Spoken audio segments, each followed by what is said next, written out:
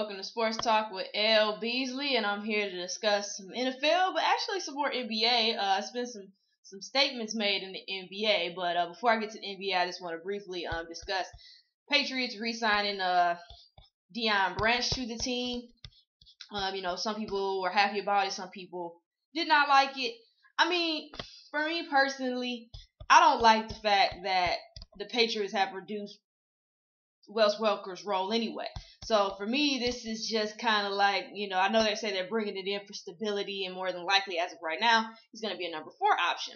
But at the end of the day, it's just like, I honestly just believe, Welker had 100 catches last year, I believe. So, let's be real. You phased him out. You can't necessarily get mad that your stability is off when you phase him out. I firmly believe you phase him back in like you originally had. I think Wes Welker would be fine and the Patriots will be fine. But, like I said, if you're going to bring in Deion Branch, fine. That's not too big of a deal. Like I said, I kind of feel like what they're doing to Welker as far as phasing him out now in this new so-called system or whatever, that's their choice. And like I said, Deion and Tom Brady have always had pretty good chemistry. Tom is happy to have him there, apparently, from his comments.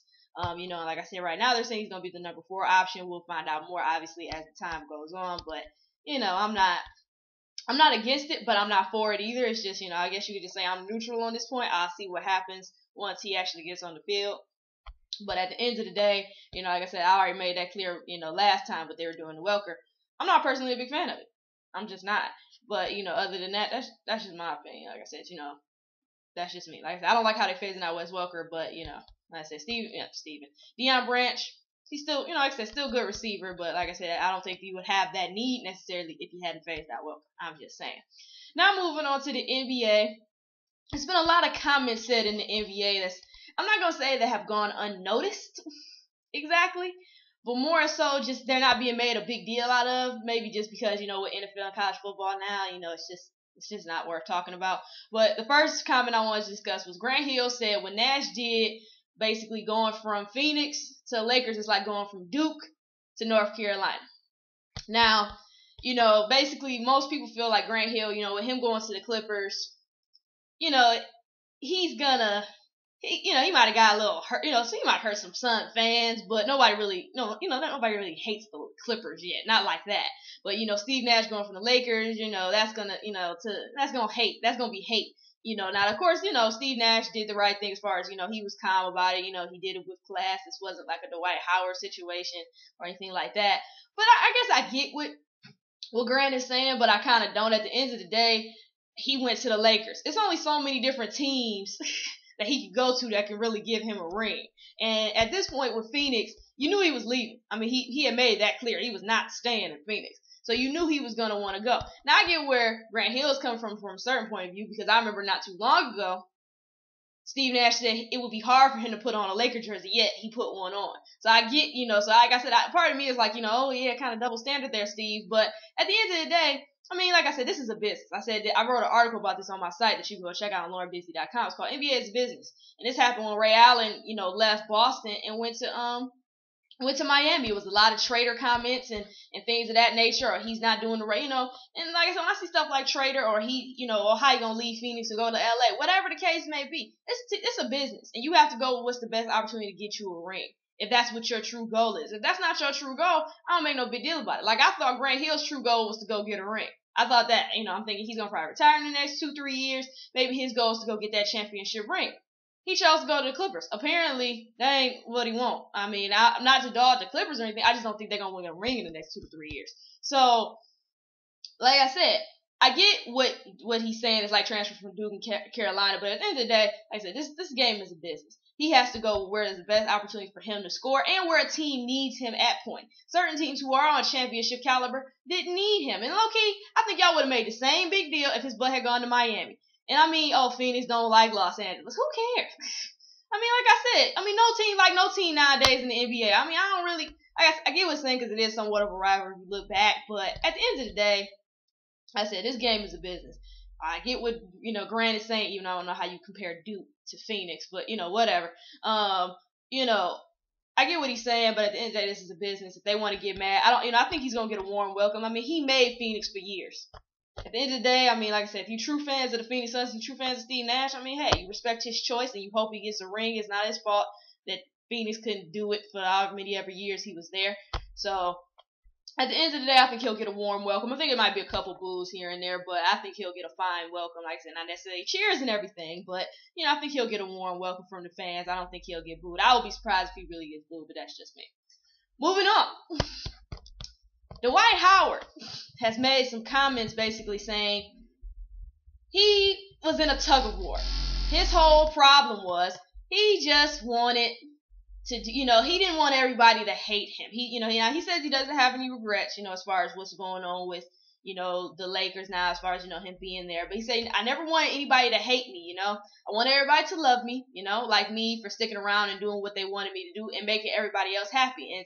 And that was a valuable lesson for me, Now, for me personally, I don't know why it took you forever to figure out that everybody is not going to love you. He even, went back to how, everybody basically hated LeBron James for leaving Cleveland and leaving Cleveland for Miami. Now, for me personally, like I said, I was never one of those people who hated LeBron James for leaving Cleveland to go to Miami. I was never a fan of LeBron James even in Cleveland. I didn't like the way he announced he was leaving Cleveland. I didn't care about him leaving Cleveland. I understood that. But like I said, Dwight Howard, every time I think you're getting to some maturity standpoint, you say a little something stupid. And like I said, for me, I can't make everybody happy. It took you how long to notice that? I mean, in this world, you can't make everybody happy, especially in the dang on NBA. I'm like, I don't understand that. I mean, I can't make everybody happy. I want everybody to hate me. I want everybody to love me, not hate me. That's not gonna happen. There's always gonna be somebody who doesn't like you, who doesn't care for you. It's just the way of the game. If you can't handle people not being happy for you or people hating you, you probably can't be in the NBA. I'll be honest with you. That's just the way of the world. It's always somebody who doesn't like you, and there's always somebody who does like you. That's just the way the world is. So, I'm happy he figured that out. But at the end of the day, I just want to bring up these comments because it really still shows how immature this man can be at times. Or I'm not even a man, a boy. As far as Dwight goes, because like I said, I get what he's saying, but at the end of the day, I don't know why it took you all this drama to figure out you can't make everybody happy. You're trying to stay home for the fans, but yet you don't want to follow your own feelings, but yet you do. You gotta do what's best for Dwight, not your fans, not your mama, not your kid. Well, your kids. You gotta do what's best for your kids and your family. But you and your family, whoever that may be, wife, kids, whatever. That's what you gotta do for you. You're the one who has to be on this team for that certain amount of years, dealing with these players, dealing with these coaches. And you have to decide what's better for you. If you want a ring, like I said, I think you made the right choice going to Los Angeles, so we're gonna see if it pay off. But I'm just saying, that's my whole thing with Dwight. I'm happy you finally figured it out, thank God. But at the end of the day, you should have been figured that out. You should have figured that out the minute you came in the league. Low-key, you should have figured that out when you entered the draft, because I'm pretty sure it was people who was mad that you were entering the draft and wanted you to go to college. Just like I'm pretty sure it was some people who was encouraging you to go to the draft and go on and get that money. That's just the way of the world, man. So I'm happy you figured it out, and hopefully we will not have to go through this again, especially with you. I'm just saying. And the last comment that I want to discuss was Shaquille O'Neal.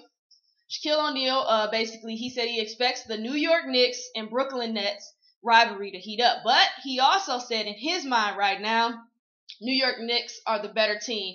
Brooklyn Nets are second. He said basically, for him, he thinks that Brooklyn got better, especially with re-signing Brook Lopez. But he feels like Knicks are still the better team. He does think the rivalry is going to heat back up again. But his whole thing with the Knicks is he wants stars Carmelo Anthony and Amari Stoudemire to take things more personally. More so when they're playing the Miami Heat is what he said. He says he thinks when players like Carmelo play against LeBron and Dwayne, they should take it personally, like he always took it personally against those three. While Amari should take, it personal against Chris Bosh when he plays him. He said that's what they need to do in order to beat the Miami Heat. They've got to do that. Of course, they haven't. Carmelo Anthony and Amari haven't had the best chemistry. Then we always had this all insanity deal. So it'll be interesting, with them both coming back healthy, just to see what kind of team they are.